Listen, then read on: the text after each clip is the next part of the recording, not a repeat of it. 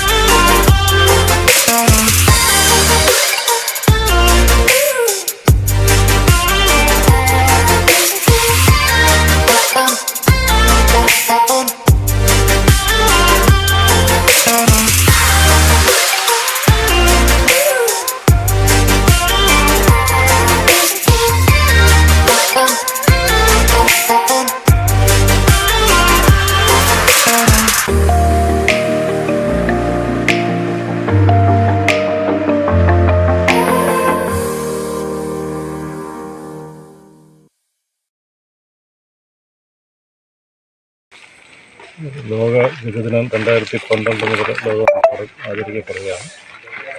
ഈ ഗജദിനത്തിൻ്റെ പ്രസക്തി എന്ന് പറയുന്നത് ലോകമെമ്പാടും ആനകളുടെ ആവാസ വ്യവസ്ഥയ്ക്ക് ശോഷണം സംഭവിക്കുന്നുണ്ട്. അതുപോലെ ആവാസ വ്യവസ്ഥ ഫ്രാഗ്മെൻ്റ് പല പല കഷ്ണങ്ങളായിട്ട് മുറിഞ്ഞു പോകുന്നുണ്ട്. അതുപോലെ തന്നെ ഈ ചില സ്ഥലങ്ങളിലെങ്കിലും ആന കൊമ്പിന് വേണ്ടിയിട്ട് ആനകൾ വേട്ടയാടപ്പെടുന്നുണ്ട്.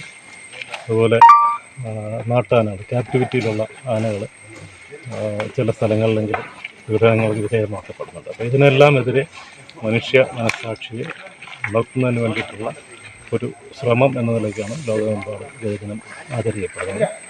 ഈ വയനാട് ദുരന്തത്തിൻ്റെ പശ്ചാത്തലത്തിൽ കാര്യമായ ആഘോഷ പരിപാടികൾ ഇല്ലെങ്കിൽ കൂടി ഗജദിനം ഇക്കാര്യങ്ങൾ ജനങ്ങളെ ഓർപ്പിക്കുന്നതിനായിട്ട് കോട്ടൂരിലും ഇന്ന് ഗജദിനം ആചരിക്കുന്നത്.